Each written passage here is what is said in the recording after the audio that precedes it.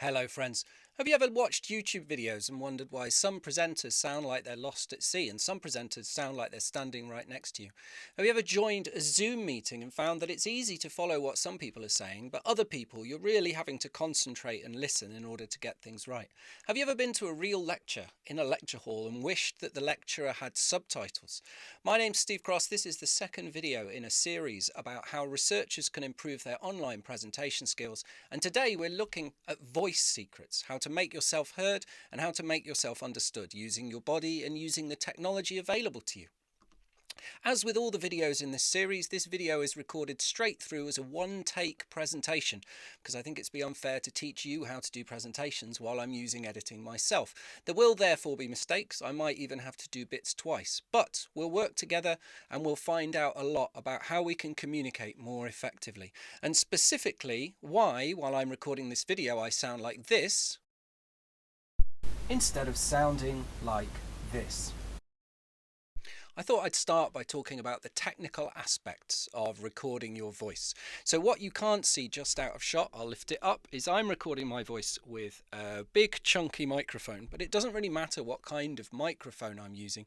The important thing is that I've got a microphone very, very near to my mouth, because I want to get as much of my voice signal to you as possible and as little of the noise of the traffic outside, the noise of my voice bouncing off the walls, the noise of my neighbours mowing their lawn. I want as much of me and as little as that. And because of that, I'm going to move the microphone nearer to my mouth. So I want you to imagine if you're just recording on a normal microphone embedded in your laptop or your computer and you lean back. I'm going to show you what it sounds like if I use the microphone inside my mic now instead of using this. It's not as bad as it could be. The Mac is doing quite a lot of work to process it. But what you're hearing now is not just the sound of my voice talking to the screen, it's the sound of my voice bouncing off my desk and then to the screen. It's the sound of my voice bouncing off the ceiling and then to the screen. I'll go back to the good microphone. And the reason for that is that this microphone isn't directional. The microphone embedded in the computer, it's listening all around. It picks up every kind of sound. And that's great because you can move around and it'll still hear you, but it's bad because it's picking up every other reflection. And you might not be used to thinking about the effect that the different noises around the room has on your voice. Because when you listen to people in the real world, in a room, your brain does a lot of processing and it removes all of these echoes and this reverb. But when you're listening to audio, when you're watching a video, it's much harder for your brain to do that. You're not in a space, you're in an artificial situation. So you hear a lot more of that reverb. And so the first lesson I'd like all of you to think about is how do you get your microphone as close to your face as possible to improve what acoustics experts might call the signal to noise ratio.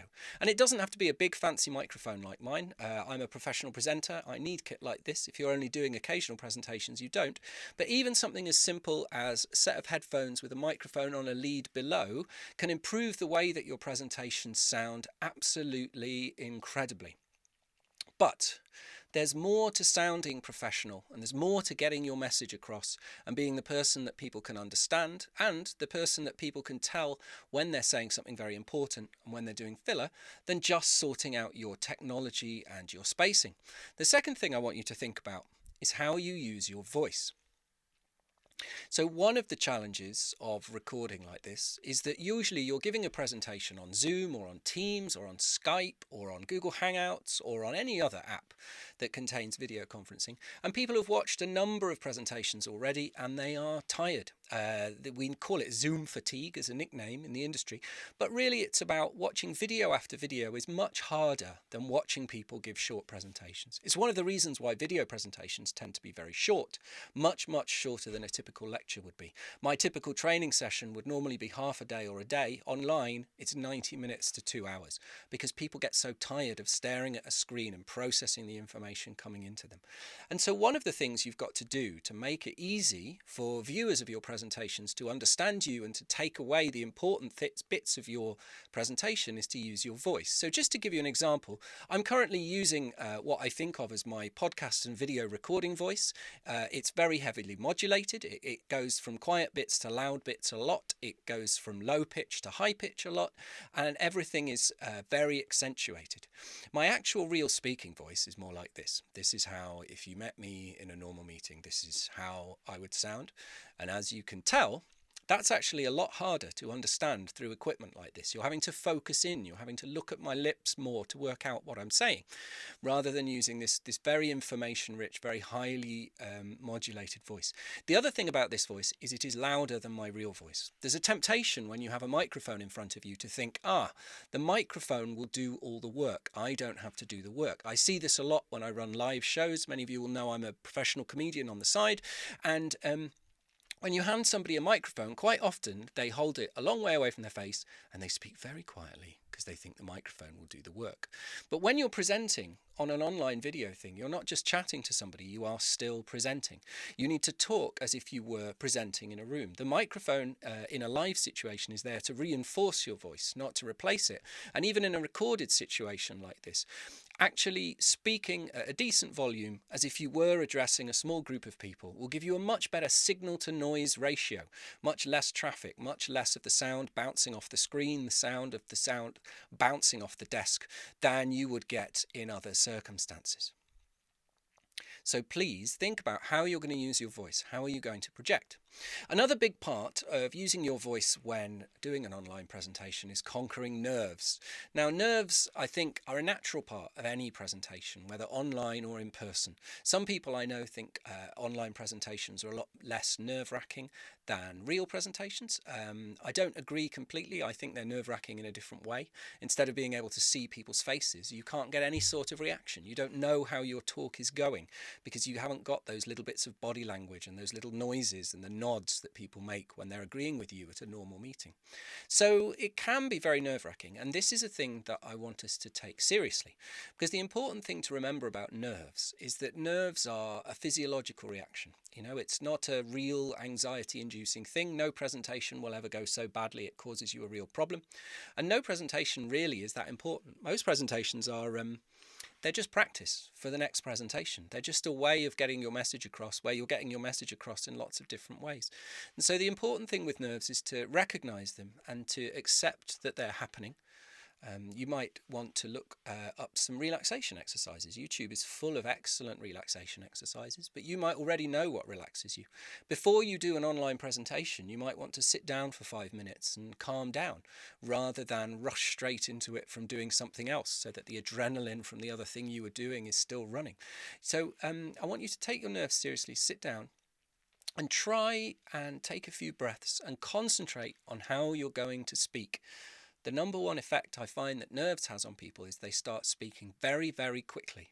And in an online presentation, especially if you're not speaking very clearly and trying to make your voice loud and heard, it can be very difficult to understand you if you go very quickly. So breathe, slow down. The nice thing about doing an online presentation, of course, is that you can have reminders just out of shot. On the top of your computer, you can have a piece of tape that says slow down in big letters to remind you to slow down when you start doing your presentation. The other thing is that will really help your nerves is to have prepared your talk. If you can go into a talk in front of a group of people, even if those people are distributed around the world, knowing that you've done that talk word for word, shot for shot, thought for thought, you've recorded the whole thing, you've watched it back, you know exactly what it's going to be like, that removes a lot of the source of anxiety. Then the only thing that's new is the fact that you've got an audience there, and it will really help you to have run through it beforehand. So especially because we're doing short talks online, you can run through your entire short talk. It's not like practicing an hour-long lecture. Usually you'll only be speaking 5 to 10 minutes. The other thing that I wanted to mention while we're talking about voice is when to turn your voice off. I know lots of us have been in Zoom meetings, Hangouts meetings, whatever platform you use, and one of the great annoyances is people who aren't speaking not turning their microphone off. Now, the reason for this is that a lot of this software has a system that prioritizes whatever the loudest noise is. It assumes that's the speaker, it turns those people up. So if I'm sitting with my microphone on while you talk and a great big lorry drives past my house, the system picks that up as the loudest sound, it will cut the speaker and it will play the loud lorry over the top, which is extremely unhelpful. The other thing that can happen, of course, is even if you're, as I am, locked inside your soundproof studio, somebody can come and bang on the door because it's lunchtime or you need to go out, and at least by having your microphone muted, nobody outside will know that that ever happened. If they walk in, it's slightly more complicated because they'll appear on the camera, but there's not a lot that we can do about that.